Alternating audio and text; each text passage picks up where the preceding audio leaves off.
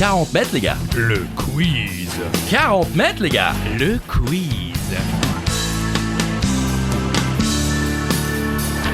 Seul ou à plusieurs, à la maison pendant l'apéro, sur la route du travail ou en direction des vacances, c'est 40 mètres, les gars. Le quiz. 40 mètres, les gars. Le quiz. Je tremble. Bonjour Christophe Achus. Bonjour Charlie Weber. Et bonjour à toutes Oh. et à tous. Incroyable cette Changement bipolarité vocale. vocal. Incroyable. Magnifique. Un bonheur de vous retrouver pour 40 mètres, les gars. Le quiz. Des questions, des réponses, des infos utiles et inutiles, c'est tout ce qu'on vient de dire plusieurs fois, donc ça suffit. Aujourd'hui, le thème, Charlie, Les dessins animés. et le joker que vous pouvez jouer à tout moment. Mais avant une question pour doubler vos points sur cette question et... Ouh, côtelette de porc. Côtelette de porc. Pas mal. Ouais. Votez d'ailleurs, qui fait la meilleure imitation? Côtelette de porc. Ouh, côtelette de porc. Ah, les deux sont Ouais, bien. pas mal. Vous On est êtes pas mal. très très On est bien. pas mal, on est pas mal. Bien sûr, il y a également la question twist. Accompagné de ces hauts, évidemment, que vous devez faire. Et plus 1000, moins 1000 classes, c'est vous qui décidez. Oui, Vous connaissez le principe. bien Pour sûr. les petits nouveaux, ils demandent à ceux qui connaissent déjà. On y va, on y va. Allez, allez, allez. Dessin animé aujourd'hui, le test. Allez, allez, allez. C'est à vous, Christophe. Allez, allez, allez, allez. Oh. Personne n'a oublié Space Jam. Non. Et la légendaire rencontre entre Bugs Bunny et Michael Jordan. Oui. Par contre, j'ai l'impression que beaucoup ont oublié le 2, non? Oui. Prouvez-le que vous n'avez pas oublié. Hein. La question était mal écrite, mais c'est moi. Et dites-nous quelle star de la NBA joue dans ce second volet. C'est vrai il est un peu passé inaperçu, ce film, j'ai l'impression. Ben, j'ai réalisé en écrivant la question qu'il est sorti pendant la Covid. Ah bah voilà, c'est peut-être pour ça. Donc c'est peut-être effectivement pour ça. Mais il a l'air plutôt sympa. Je sais pas, j'ai jamais vu le 1. Ok. Ah non. Jamais. Ah là là. Je suis pas fan des films où ça se mélange entre Bah ouais. trucs et trucs. Bugs, le... Si, j'ai vu bien sûr qu'il vaut la peau de Roger Rabbit, oui. mais je me suis arrêté là. Bref, le joueur en question, LeBron James. on va dire la suite de Michael Jordan au niveau basket, quoi, en plus. Ok, ouais. on peut le dire, on peut le dire, on peut le dire. certainement. Ouais, On l'a vu dans l'épisode précédent que c'est un des athlètes Riche. les mieux payés de l'histoire. Qui d'ailleurs, ça n'est pas écrit dans mon explication, LeBron James, qui maintenant, son nom est désormais associé à une pratique solitaire. Ah oui, le... Eh oui, quand on se Lebron, voilà, voilà. exactement, quand les garçons sont un petit peu excités, ils se LeBron James. Ok, très bien. Bon, bah Space Jam, ouais. nouvelle ère ou basket spatial, une nouvelle ère au Québec, Bien sûr. est un film américain réalisé par Malcolm D. Lee, sorti en 2021. Bon, est-ce que j'ai vraiment envie de dire tout ça? Non, je sais pas.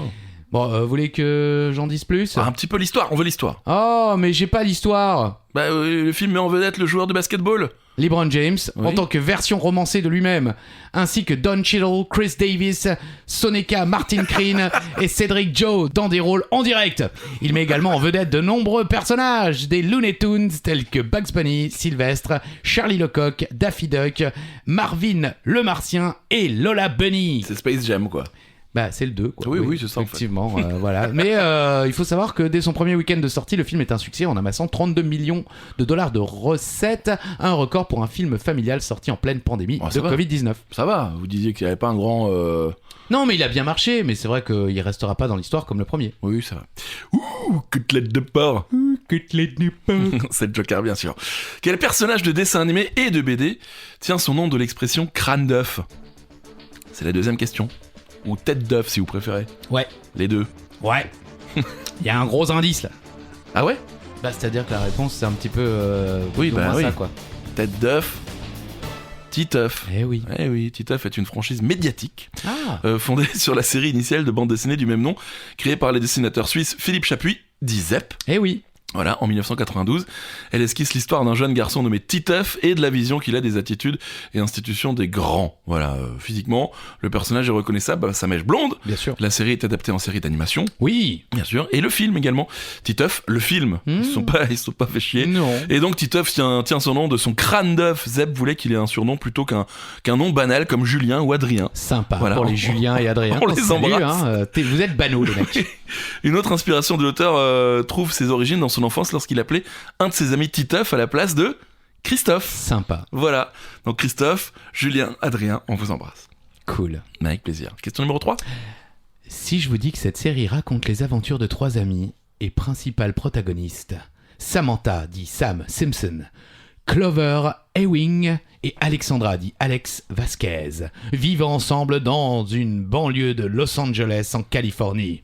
De quelle série suis-je en train de vous parler ? C'est pas notre génération, mais je connais. Non, mais c'est légendaire. Oui, quand même. Et c'est une série française. C'est ça qui est incroyable. C'est incroyable. Ouais, je suis d'accord. J'allais poser cette question, puis je me suis dit, ouais, mais c'est vraiment une... Je savais pas comment tourner la question. Ok. Et Donc la réponse, c'est Totally Spies. Hey. Et oui, c'est une série télévisée d'animation française en 156 épisodes de 22 minutes créée par Vincent Chalvon Desmercé et David Michel. Ah, Michel. Et produite principalement en France par Zodiac Kids, anciennement Marathon Média. Étudiantes dans la vie de tous les jours, elles sont en réalité agents secrets, c'est-à-dire des espionnes professionnelles employées du WHOOP, signifiant World Office of Human Protection, une organisation secrète de protection de l'humanité. Ouais, parce que c'est secret, je dis pas Ah, fort. d'accord. Située dans le centre-ville de Los Angeles. Totally Spies est une série d'animation. Alors attention, le texte qui suit a en partie été écrit par Alyssa Milano. Vous allez comprendre pourquoi. Est une série d'animation inspirée de Drôles de Dames, une série télévisée américaine des années 70. Le ton de la série est un mélange d'humour et d'action et de parodie les séries pour adolescents ainsi que les films d'espionnage. Il contient également de nombreuses références de films et de séries diverses, notamment la série Drôles de Dames. Par ailleurs, la série Totally Spies est considérée comme une version moderne de Drôles de Dames. Oh, merci Alissa. Merci Wikipédia. Faut enlever Alyssa Milano de Wikipédia. Ouais, ça suffit maintenant. Elle reviendra peut-être un peu plus tard, Alissa. Allez, balancez les réponses. Côtelette de porc. Côtelette de porc. C'est encore à vous. C'est le Joker, bien sûr. Elle est la voix française de Son Goku dans Dragon Ball. Dragon Ball, hein, quand Son Goku est petit. Oui. Ou encore de Oui Oui, dans Oui Oui. Pouvez-vous nous donner l'identité de cette légende française du doublage ? Oui, oui, un hommage à Julien. À Praille. Non. Oui, oui. On l'embrasse. C'est vrai que la dame que nous recherchons, bon, elle était un petit peu dans l'ombre pendant de nombreuses années, mais grâce au Japan Expo, Paris Games Week et ce genre de choses, elle est de plus en plus mise en lumière et effectivement, elle est invitée de pas mal de Twitchers, de YouTubers Elle est géniale, qui évidemment ont la nostalgie de ces années, et il s'agit de Brigitte Lecordier. Ouais. Franchement, elle est souriante, elle est vraiment cool. Exactement, oui, c'est vrai. Puis à la fois juge et flic, hein, Brigitte Lecordier, juge et flic. Née le 14 avril 1961 à Paris, est une actrice et directrice artistique française spécialisée dans le doublage. Donc, elle est particulièrement connue dans l'animation pour avoir prêté sa voix au personnage de Son Goku enfant, Sangohan enfant, Sangoten, Trunks, C18 et Zeno dans la franchise Dragon Ball. Alors Zeno, je connais pas. Zen-ou peut-être, je ne sais pas, pour le coup. Mais aussi Oui Oui, et également Nicolas dans Bonne Nuit les Petits, ou encore Bouli ou Booba. Booba. Oui, pas le rappeur bah qui est en croisade contre les influenceurs. Joli. Non mais vraiment. Voilà, donc Brigitte Lecordier, effectivement, c'est assez incroyable, c'est un petit bout de femme, et c'est vrai que comme beaucoup de comédiens et comédiennes de l'époque, elle est capable de réaliser de nombreuses voix et tout de suite reconnaissable. À fond, bien qu'elle petit qu'elle fait quoi, on retourne dans les années 80 avec Dragon Ball. Allez voir les vidéos d'elle, franchement, elle est vraiment géniale. Voire même cool, comme dirait Alyssa Milano. C'est vrai. Question numéro 5. Dans le très bon dessin animé Les Aventures de Tintin, on en a déjà parlé. Bien sûr. Oui. Nous retrouverons bien sûr Tintin, le professeur Tournesol, les Dupont et Dupont, et bien entendu le fameux capitaine Haddock. Ouais. Mais quel est le prénom du capitaine Haddock ? Vous l'aviez ? Non. Non, ouais, celle-là, elle est vraiment... Non, je l'ai su, mais c'est vrai qu'on l'oublie vite. Bah surtout qu'on apprend tardivement. Ah oui, si on lit effectivement les BD. Un indice pour les jeunes générations qui auraient regardé Riverdale. Ah oui ? C'est l'un des... Non, mais ça n'a rien à voir avec ça, mais il y a un des personnages principaux qui s'appelle Archie. Oh, Archibald. Et voilà. Ok, Archibald. Alors tout au long de la série et de la BD, on l'appelle uniquement Capitaine Haddock. Et en fait, on découvre son prénom uniquement dans le dernier album de Tintin et les Picaros. Voilà. Son prénom est donc Archibald. Donc pour ceux qui ne connaissent pas Archibald Haddock, eh bien sachez que c'est un marin d'origine française. Et le meilleur ami de Tintin, il a été capitaine du Carabou de Jean, du Sirius et de la Toison d'Or. Et malgré son alcoolisme, C'est une autre époque. Il hein, est- il y avait de la clope, il y avait de la drogue, il y avait de l'opium dans C'est Tintin. vrai, c'est vrai. Ouais, il y avait du racisme aussi, Ouais, malheureusement. ouais, aussi. Notre époque. Malgré son alcoolisme, donc, il est fort, courageux et suit toujours Tintin dans ses aventures à travers le monde. J'aime beaucoup malgré son alcoolisme. Oui, bah oui. Une idée du prénom du professeur Tournesol? Oui, je le savais, mais j'ai lu. Oui. Un indice, Ivanov. Non, Trifon Ivanov. Non, ça me parle pas. Qu'est-ce que C'était pas un joueur de foot, Trifon? c'est? Peut-être. Si, un Trifon joueur. Si, un joueur quand même joue à Marseille, je crois. Ah bon? Ouais. Ok. Trifon, en tout cas. Bravo, Christophe. Merci, Charlie. Question numéro 6, on rappelle le Joker. Ouh, côtelette de porc. C'est un peu moins long, ça. Ouh, côtelette de porc. C'est vrai. En 1929, dans un dessin animé intitulé The Carnival Kid, Mickey Mouse, bien sûr, prononce ses premiers mots. Lesquels? M-I-C-K-U-Y-M-O-U-S-E. Mickey Mouse. Mickey Mouse, Mickey Mouse, Mickey Mouse. Et après, je sais plus. Full Metal Jacket. Qui est le leader de ce monde si merveilleux? M-I-C-K-E-Y-M-O-U-S-E. Mickey Mouse, Mickey Mouse, Mickey Mouse, Mickey Mouse. Marchons main dans la main et haut les cœurs. Oh, oh, oh. Excellent film, aucun rapport avec les dessins animés, à part peut-être Mickey Mouse. Et le premier mot qu'il dit, qu'il prononce, Mickey, Hot dogs. hot dogs. Hot dogs. Ouh, hot dogs. Exactement. Le Carnival Kid est un dessin animé de Mickey Mouse produit par Walt Disney, bien sûr, sorti le 23 mai 1929. C'est le 9e court-métrage de Mickey, mais c'est le premier dans lequel il prononce des propos compréhensibles. Parce que dans les précédents films, Mickey siffle, rit, crie et interjette différentes onomatopées, mais pas un seul mot sensé. Ses premiers mots sont donc hot dogs. Génial. Mickey est un vendeur de hot dogs dans la fête foraine, mais ces hot dogs sont presque vivants et ils essayent de se comporter comme de véritables chiens auprès de l'acheteur devenu leur nouveau propriétaire. L'humour du film découle principalement de ce concept. C'est un peu weird, un peu. Non, ouais, bon, Ouais. bah, vous savez, c'est les j'imagine que c'était des chiens comme les longues saucisses. Là, je sais plus comment ils s'appellent ces Je viens de chiens-là. comprendre la vanne. Les tackles. Peut-être. Oui. Pour info, c'est Walt Disney lui-même qui double Mickey dans ce dessin animé D'accord. en 29. Joli. Et voilà. Une belle petite info. Merci, Christophe. Mais avec plaisir, Charlie. Ouh, côtelette de Non, porc. mais là, tout d'un coup, c'est. Comment il s'appelle le chien C'est Droopy. Non, pas Droopy, c'est Scooby-Doo. Scooby-Doo.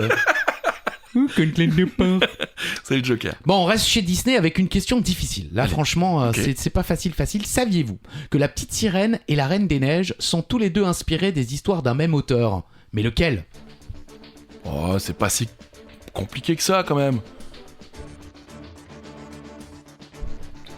Trifon Ivanov. Je Ah reviens bon sur tout à l'heure, j'ai cherché. Un joueur de foot? Un Bulgare.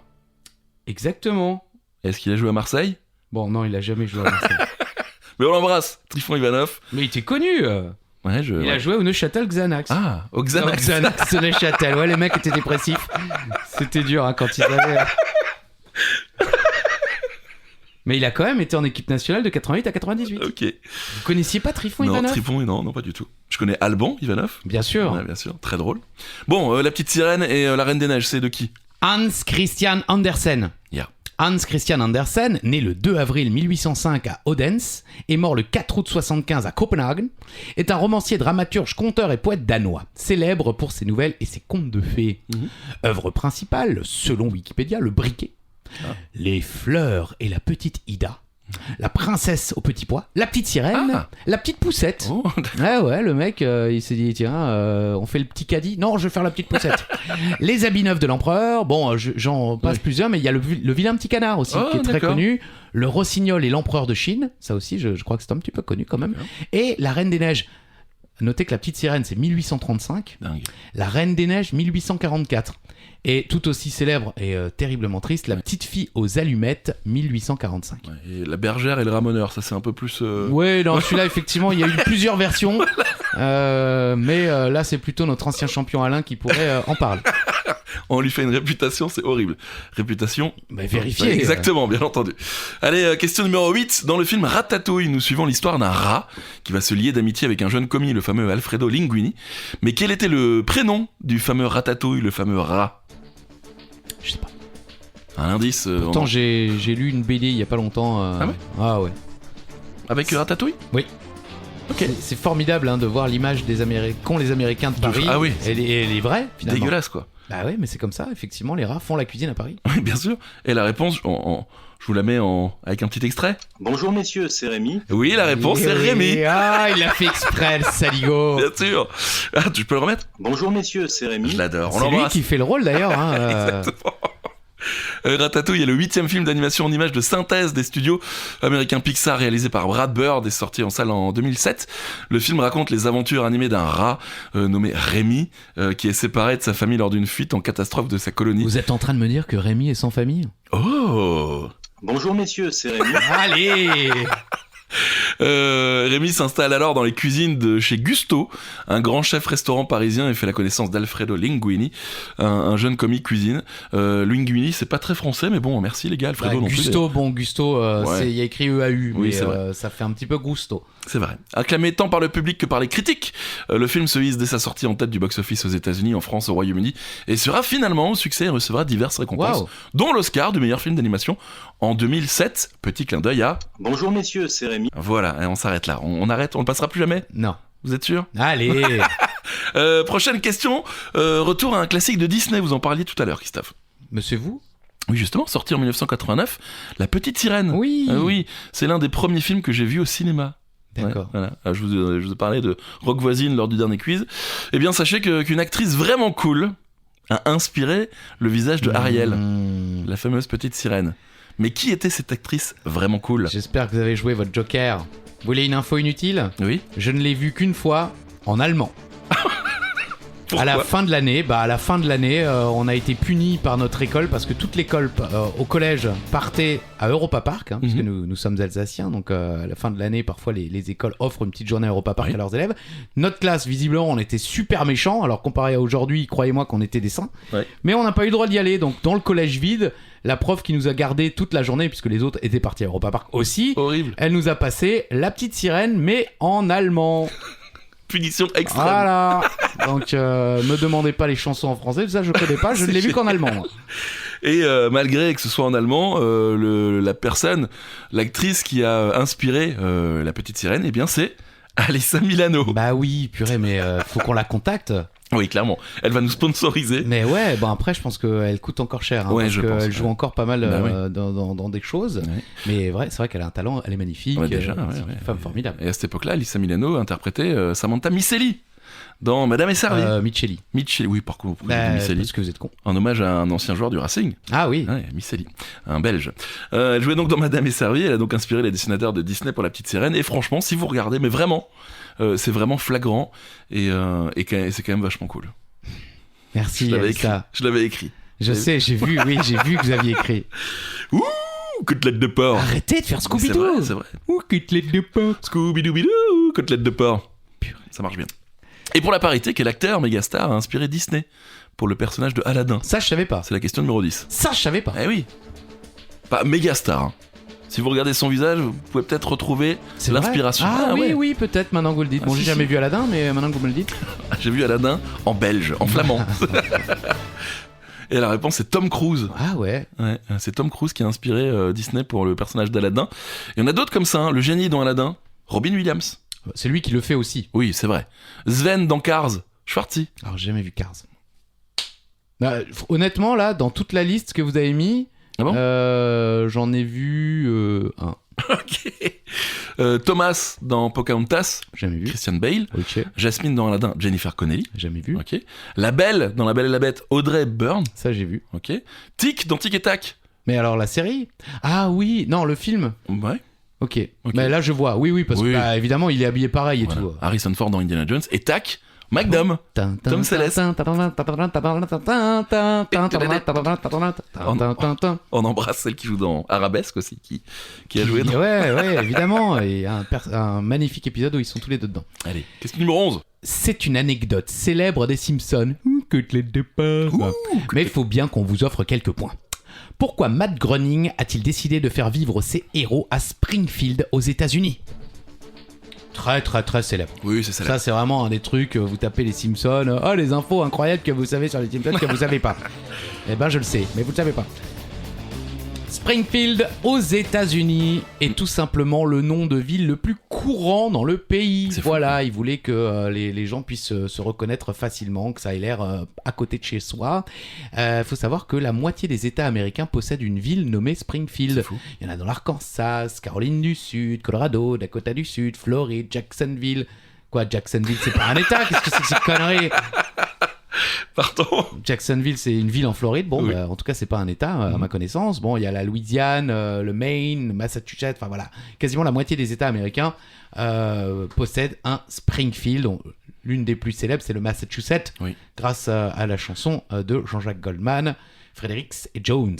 Comment elle fait? Springfield, Massachusetts. La vie coulait comme de l'eau. Un matin, elle a pris perpète en ouvrant la radio. On aurait pu garder cette petite anecdote-là pour une prochaine question, mais je le dis quand même. Vous savez pourquoi ils sont jaunes? Parce que Matt Groening a dit ouais, si vous zappez à la télé et que tout d'un coup, bam, vous avez cette couleur jaune, vous allez rester. Ah ouais? Et il paraît que c'est aussi pour ça que l'un des appartes dans Friends était d'une couleur assez vive au niveau des murs. Ouais, violet, ouais. Exactement. Ouais, ok. C'est pour que quand on zappe, on soit attiré par la couleur et on dit tiens, qu'est-ce que c'est? Ah, je reste. Pas Voilà. bête. Exactement. Pas bête. Il y aura deux autres questions sur les Simpsons. J'en ai fait. Oh là là. Ouais. Question numéro 12.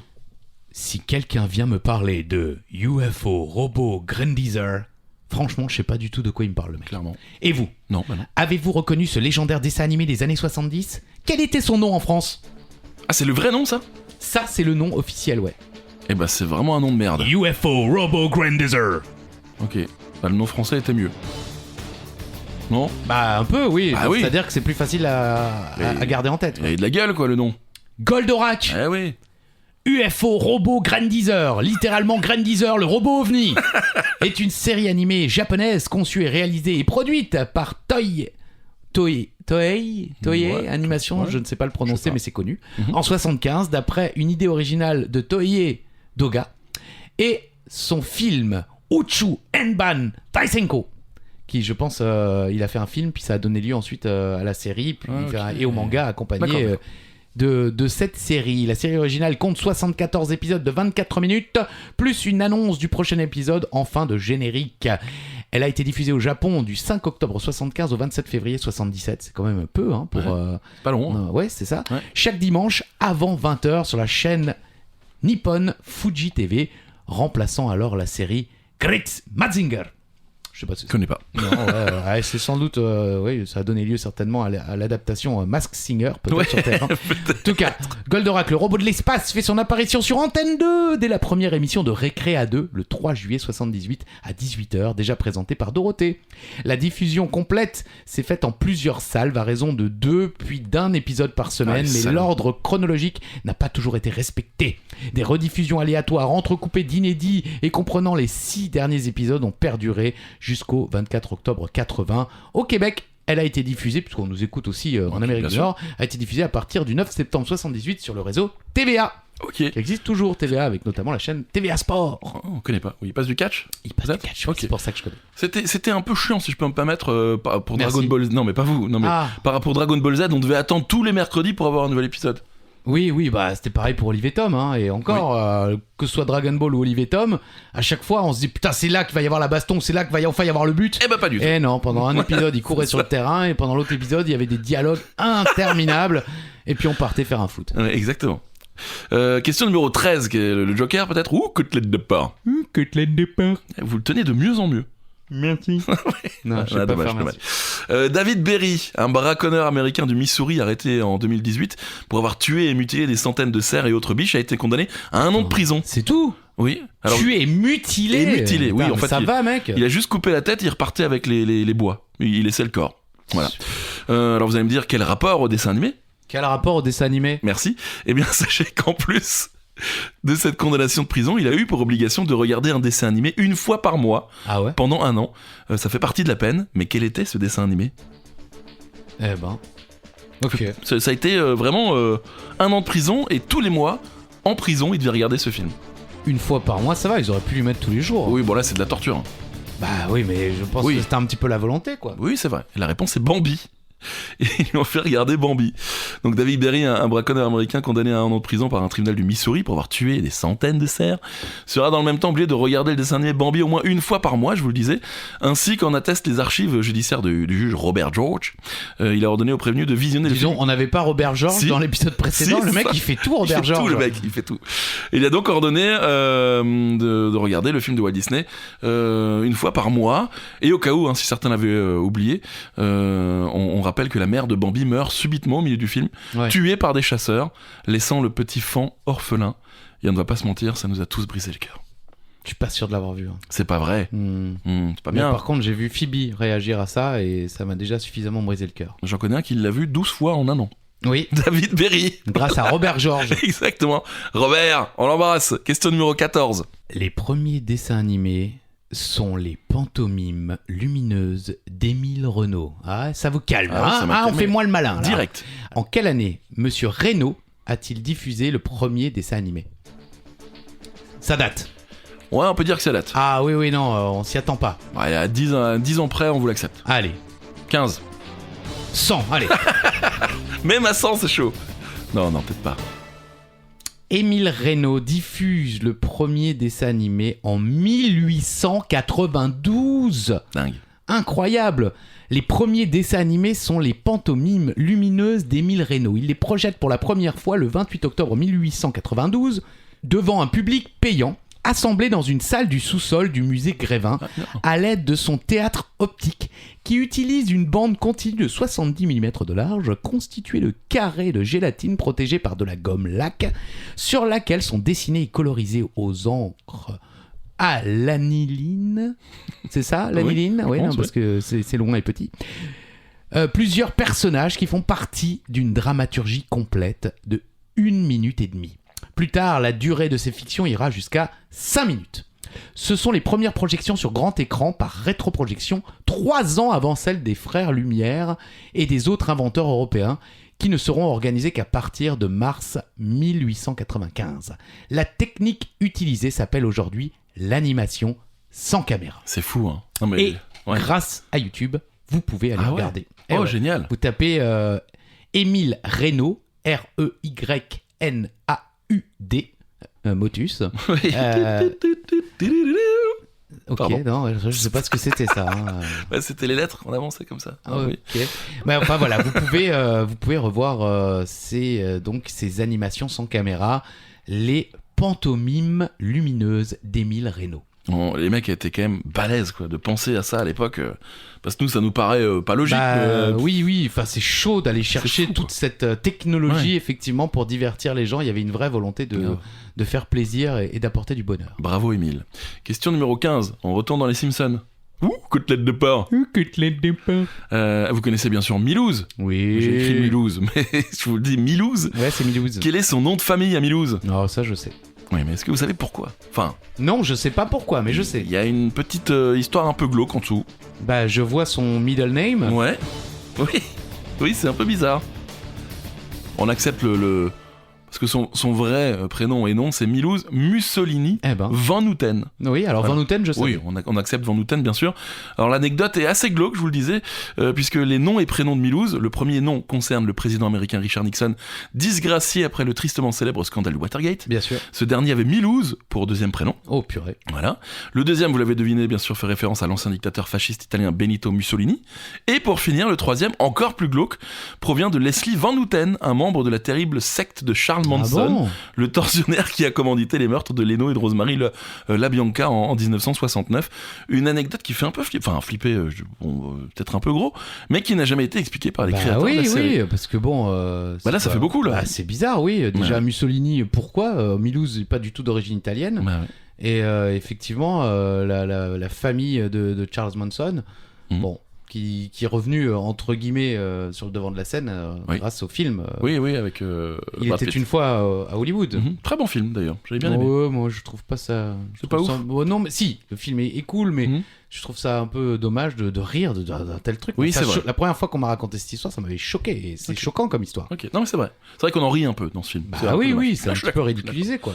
On va rester dans les Simpsons pour cette 16e question, c'est la dernière, après on arrête. Hein. Ok, bah ouais, c'est vous toutes les questions Simpson. Avec le petit caméo caché de son créateur Matt Groening, vous le savez peut-être, qui signe dans tous les épisodes Ah oui, ses initiales MG, Matt Groening, sur le dessin du personnage de Homer. bien sûr. Oui, mais où pouvons-nous retrouver les initiales qui représentent le M et le G sur le corps de Homer? Bah, on le sait, ça. C'est vrai, vous savez? Mais oui. Oh, Bah si, c'est connu quand même. oui, c'est un peu connu. C'est connu. Ouh, j'ai connu. Kathleen Dupin. C'est le Joker, n'oubliez pas. hein. On n'a Bah. pas encore fait la question twist, non? Non, il a oublié. Eh ben, on fera à la prochaine question. Oh là là. Et donc, le M et le G, ce sont en fait ses cheveux et ses oreilles. Oui. Les petits cheveux de Homer, là, ça fait un M. Et les oreilles, ça fait un petit G. Je le dessine en même temps. Comme ça, Oui, on peut- oui, comme ça les gens peuvent voir. Exactement. Et il aime bien faire ça à Matt Groening, puisqu'on retrouve également des initiales sur Fry dans Futurama, Mhm. ou encore sur Lila dans la même série. Et puis, bien sûr, il y a des M un peu partout dans les cheveux de Bart, de Lisa et de Maggie. D'accord. Donc, le mec aime bien signer, quoi. Ok. On l'embrasse? On l'embrasse, oui, moins pour le choix de nom de Milouz, mais C'est vrai. visiblement pour les choix des autres personnages, il y a sa frangine, Ah ouais? ses frères, enfin oui, il a mis les prénoms de sa famille, Ah, je savais crois. pas. Je savais pas. Et comme prévu. La question twist, elle était annoncée les amis, Oui. plus 1000, moins 1000, un petit verre, deux petits verres, trois petits verres, et c'est la fortune. C'est une question spéciale Charlie Weber. Ah ouais? Eh ouais, elle est pour vous, celle-là, je vous l'offre. Pourquoi? Vous le savez, Super Mario Bros. The Movie connaît un immense succès aussi bien critique que commercial. Tout le monde dit « Oh putain, c'est incroyable, c'est génial et tout, faudra qu'on aille le voir. » Pouvez-vous nous dire qui sont les acteurs américains qui doublent Mario et Luigi pour les amoureux de Charlie Weber? Sachez que ce sont deux acteurs qui l'adorent. Ouais, c'est vrai. Non, c'est vrai, je Et les vous le adore. saviez? Je savais. En plus, ils ont commencé avec un autre acteur et ils ont en fait pris quand même. Un autre acteur. L'acteur, Super, la vraiment réponse. l'histoire est géniale. Non, mais en fait, ça leur a pas plu les premiers essais. Et du C'était coup, qui? Je sais plus. Ah super. Et ils Donc, ont vraiment pris, du l'histoire coup est géniale. Et alors ils ont pris Chris Pratt. Et ils ont pris Chris Pratt, exactement. Alors Chris Pratt joue Mario Mhm. ou interprète Mario. Ouais. Bon, enfin voilà. Et Charlie Day Eh oui, joue Always Sunny. Luigi. Purée, j'ai vu que Charlie Day et l'équipe de Always Sunny Ouais. étaient à Londres. Ouais, et au Royal Albert Hall. en plus. Exactement, la salle Ouais. légendaire, mais alors pour leur podcast. Exactement. D'abord, je croyais que c'était pour une représentation spéciale de Dayman. D'ailleurs, c'est Nightman. Ah, Le nom de la pièce. Bon, en tout cas, mais ils l'ont chanté avec le public. Always Sunny in Philadelphia, bien sûr, une série à Magnifique. voir, à revoir, disponible sur Disney+. Exactement. Ouais. À sa sortie, le film réalise le meilleur démarrage, on parle maintenant évidemment de Mario, au box-office de l'histoire pour un film d'animation avec près de 377 millions de dollars de recettes dès le premier week-end de projection. C'est ouf. Il devance ainsi La Reine des Neiges 2. Et ouais, faut pas l'oublier, elle a eu un succès de ouf, La Reine des Neiges 2. Même si moi, j'ai jamais vu le 1 non plus d'ailleurs. Moi non plus. Actuel, plus gros succès de l'histoire du box-office mondial pour un film d'animation. Au niveau des autres acteurs, hein, il y a Anya Taylor-Joy qui joue la princesse Peach. Bon, je connais pas hein, cette Pas dame. celle qui faisait le jeu des échecs là. C'est pas elle? Quoi? Là, qui- Je me trompe peut-être, hein. Le coup de la dame, là où je dis Ouais, quoi. ouais. Peut-être, on sait pas. Jack Black Ah, qui joue Bowser. J'adore. Keegan Michael Kay qui joue Todd, pardon, et Seth Rogen qui double, allez, voilà, Donkey Kong. Joli. Moi, ce qui paraît, alors la BO en version originale. J'ai dit Seth Rogen, c'est Seth Rogen. Oui, Seth Rogen. La version américaine est vraiment cool, mais à ce qui paraît, il faut aller la voir en version française. Oui, Ouais. j'ai vu beaucoup effectivement de légendes du jeu vidéo dire cela. En l'occurrence, sachez que, à moins que je me trompe vraiment, mais j'ai regardé, il n'y a pas de grosses stars. Non, il n'y a pas de Ils n'ont star, pas pris ouais. de grands acteurs connus, Mhm. en l'occurrence, pour porter le film. Ce sont vraiment des acteurs de doublage, ce qui peut-être rend la chose encore plus formidable. Exactement. Ouh, côtelette de pain. C'est le Joker, bien sûr. Question numéro 18. Quelle série d'animation a pour héros un chien border collie, tout mignon, qui, sous ses airs angéliques, est en fait un chien sataniste qui mutile des gens dans son repère maléfique? Connais pas. J'ai découvert ça hier. Ah oui. Ouais. Bon, Et c'est- alors, c'est bien. franchement, c'est C'est de pas la mal merde. du tout. Non, si, c'est pas mal du tout. Ok. C'est barré, les dessins sont pas très jolis, mais c'est drôle. Et la réponse est Mr. Pickles. Ok. Connais Voilà. pas. Vous connaissez pas? Ah non. Dans une petite ville, la famille Goodman et leur fils innocent et idiot de 6 ans, Tommy, ont un chien border collie satanique nommé Mr. Pickles. Les deux passent leur journée à se défouler dans la petite ville et pendant ces journées, Mr. Pickles s'éclipse secrètement pour tuer et mutiler ses innombrables victimes. Mmh. Mr. Pickles rassemblera et ressuscitera souvent ses victimes qui résident alors dans son repère souterrain. Et il y a 4 saisons et c'est franchement vraiment barré, très drôle et c'est dispo sur YouTube si jamais vous voulez faire un Ok, tour. bah très bien. Voilà. Merci Charlie Weber. Avec plaisir. Pour une fois que c'est pas une question Simpson. Simpson, ouais, ou Alyssa Milano.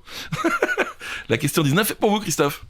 Si je vous dis Chase, Ruben, Zuma ou encore Stella, ça vous parle ? Oui. Alors, je sais que si vous êtes parent, bon, vous avez déjà la réponse dans votre tête. Pour les autres, bonne chance. Alors, dans quel dessin animé évoluent ces personnages ? Je connais. Vous connaissiez ? Mais j'ai jamais regardé. Je devrais ? Je sais pas, j'ai jamais regardé non plus. Non, c'est vrai, j'ai jamais regardé. Je connais les histoires, Ouais. mais j'ai jamais vu le dessin animé. Paw Patrol, la patte patrouille, la patte patrouille ou la patte patrouille. Alors que pourquoi il y a deux fois Je ne sais pas. pourquoi c'est la même chose en plus. Bon, bah, est une série d'animation canadienne. Ça, je ne savais pas. Moi non plus. Pourtant, c'est moi qui ai fait la question. Créée par Keith Chapman, produite par Spin Master et Guru Studio, et diffusée depuis le 12 août 2013 sur Nickelodeon aux États-Unis et sur TVO Kids. Voilà, je connais pas TVO Kids.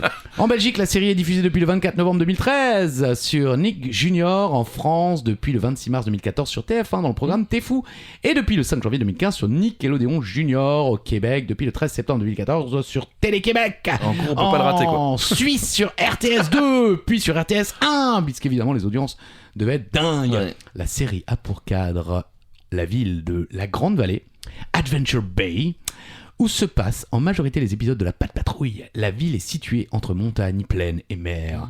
Les personnages principaux forment une patrouille de 6 chiots menée par Ryder, un jeune garçon de 10 ans, dans différentes aventures. C'est tellement cute. C'est un petit peu comme Mask. Il y a un problème, alors Ryder il dit ouais, pas de patrouille, on fait la réunion. Et alors toi, Ruben, avec ton truc, tu vas, ouais, et ainsi de suite. Ok, ouais, pourquoi pas ? Est-ce qu'ils ont des voitures comme Masque et... C'est pour ça, oui, Ah oui. ouais. Chacun a son. Ruben, il a une sorte de bulldozer, je crois. Chase, c'est la voiture de police. Stella, je crois que c'est un engin aérien, il me semble. D'accord. Enfin voilà. Ok, d'accord. Ça peut être sympa même à regarder vieux. Je sais, faudrait demander à Pry. Pry n'en peut plus. La fille de Pry le fatigue. Il a même dû aller un samedi aller voir des mecs déguisés en Ah patte là patrouille là. parce que sa fille voulait un autographe. Horrible. Enfin horrible, en même temps ça rend les petits heureux. Ça donc. rend les petits Ouais, heureux, ça- mais le marketing est là, il y a tout. C'est vrai, c'est vrai. Il y a les sacs, les trousses, les Ah là là. stylos, les Ah là là. livres. Enfin, Voilà, comment dire, le papier peint. Le papier ah oui, le papier peint, bien sûr. Dernière question, c'est le moment de jouer le Joker, hein, si vous le voulez. Côtelette de pain. Ouh, côtelette de pain. Et on va finir avec un classique de notre jeunesse, Ouais. Christophe. Oui, Olive et Tom. Olive et Tom. Ils sont toujours en forme. Tom Olivier. Ils sont super entraînés. Olive et Tom. C'est comment après ? Ils sont venus pour Pour gagner, voilà. voilà. Ça fait très peur ce que vous faites. Question simple, quel était le nom de l'équipe dans laquelle jouait Olive et Tom ? Ah bon ? Si, Ah. non. Ok, j'ai eu peur. Non, si, quand même. D'accord, ok. On peut acheter des maillots maintenant. Bien sûr, ils Ils sont sont beaux. cool. Ouais, grave, ils sont trop cool. Mais comme on est gros, ça nous va pas. Exactement. Bah, vous peut-être. Mais... La New Team, Si. bien sûr. Enfin vous peut-être. Bah oui, la New Team. Allez. Ils peuvent vous aller. Oui, cherche pas. Série télévisée d'animation japonaise en 128 épisodes de 22 minutes créée en 1983. C'est ma date de naissance d'après le manga Captain Tsubasa.